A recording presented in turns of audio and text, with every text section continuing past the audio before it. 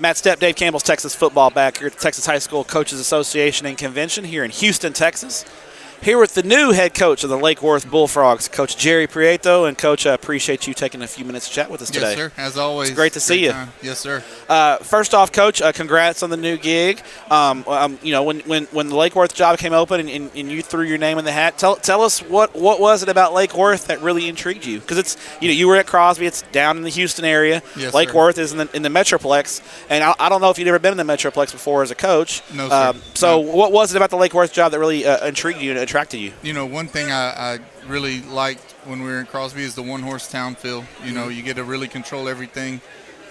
Really, you can start in 6th grade with pre-athletics and up and really vertically align your programs. And so that was a draw. And then I started really researching the players and some of the kids coming back and some of the recent success they'd had. And I felt like it could be a good fit for me and for our family and for some of the coaches that I was looking to bring with me. And, Coach Welch, they did a great job last year. They went, Yes, sir. I believe, 10-3, 10-3. regional semifinalists.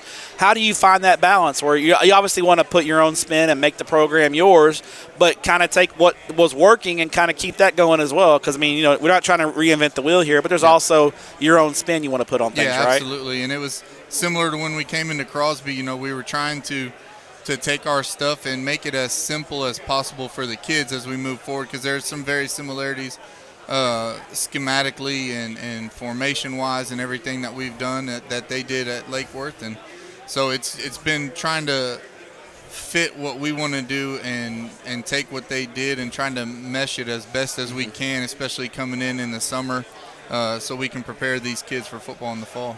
So Lake Worth played 13 games last year. How many times have you watched game film of each? Have you watched the game film of all 13 games multiple times? Yes, sir.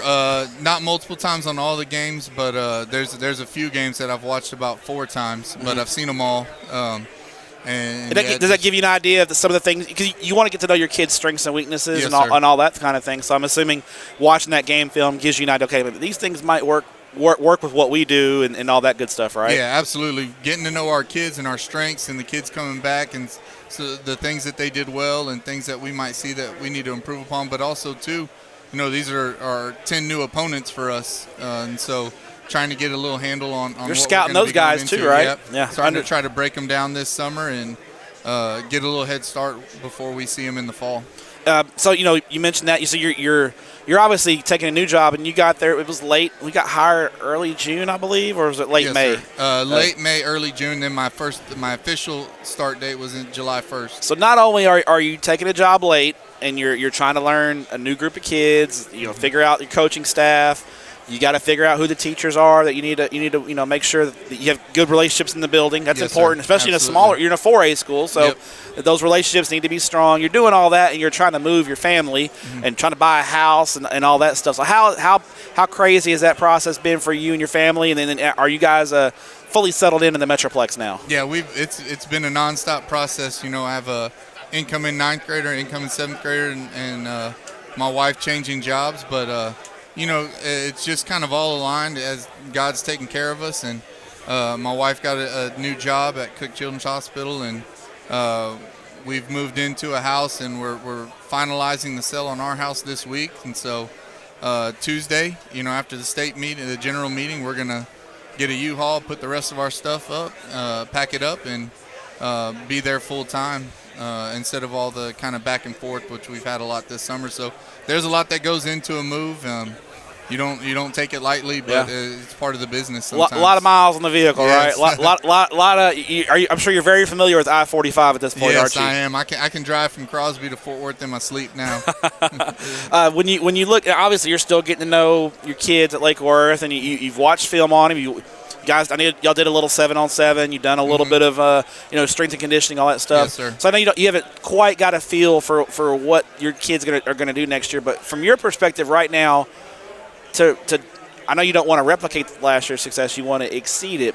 Yes, sir. What are some of the things the Bullfrogs have to do well in 2023 to make that run happen? Yeah, I think just looking at it, I think we do have some talented kids, and they're coming off some really successful seasons.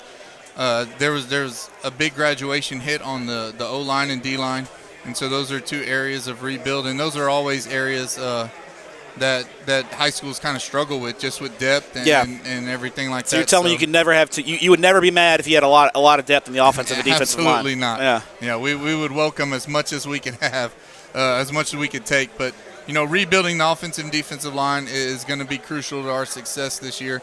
And then just continuing to get these kids more familiar with our schemes, our offensive scheme, our defensive scheme. Coach Poth came with me. I think he's one of the best defensive coordinators in the state. So he's a good guy. He's a good guy. Yeah, he's pretty good. We won't give him too much credit on camera, Poth. There you go. We got to keep him humble a little bit, sir. right? He is a great coach. So getting, as we progress during the season, just being able to add some things offensively, defensively, but also too having those kids familiar enough to where we can make some halftime adjustments.